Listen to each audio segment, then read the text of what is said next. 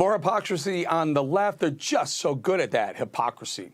Taylor Lorenz, a former New York Times reporter and current writer for The Washington Post, which already tells you so much about what you need to know about the journalism there. Lorenz cried about being doxxed just weeks ago, only to now come after the creator behind the popular Libs of TikTok Twitter account.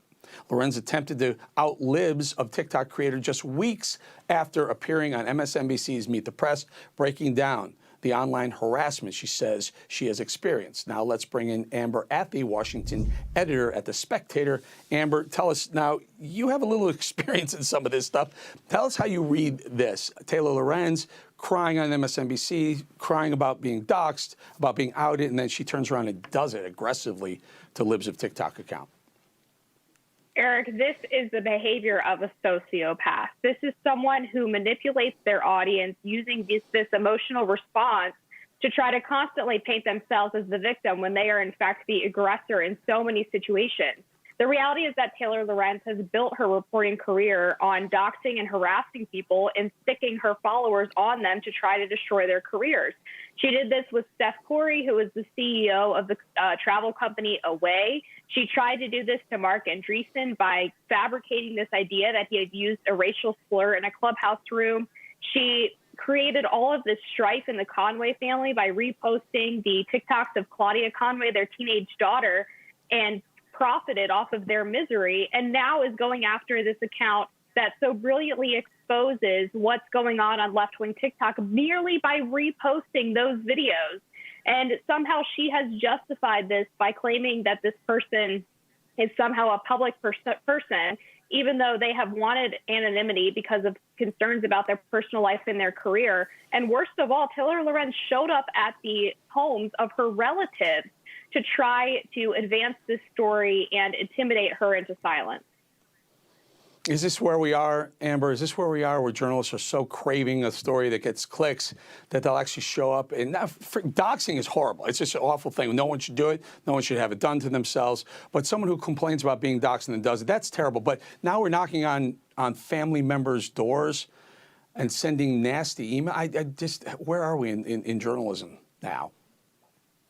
Yeah, and it's not just about clicks, Eric. These people are activists. They are doing this for a reason. They are doing this because the Libs of TikTok account is successful and because it's effective.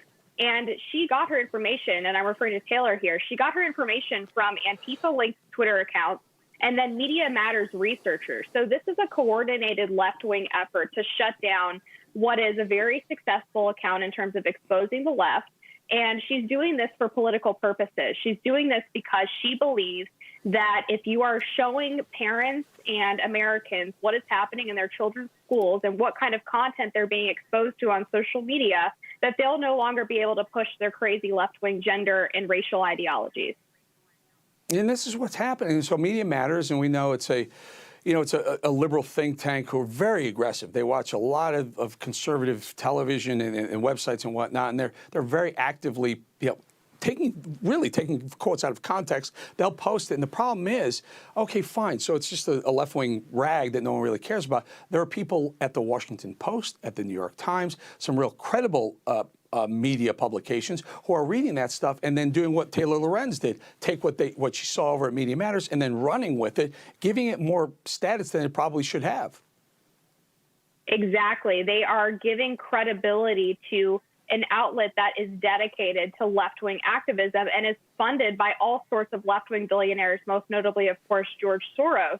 And this is not the behavior of a journalistic outlet. This is the behavior of, again, an activist organization. They have proven time and time again that the corporate media is merely an arm now of the activist left, and they are championing the same progressive values as the left, as opposed to reporting facts and letting the readers decide, which used to be the calling card for objective journalism.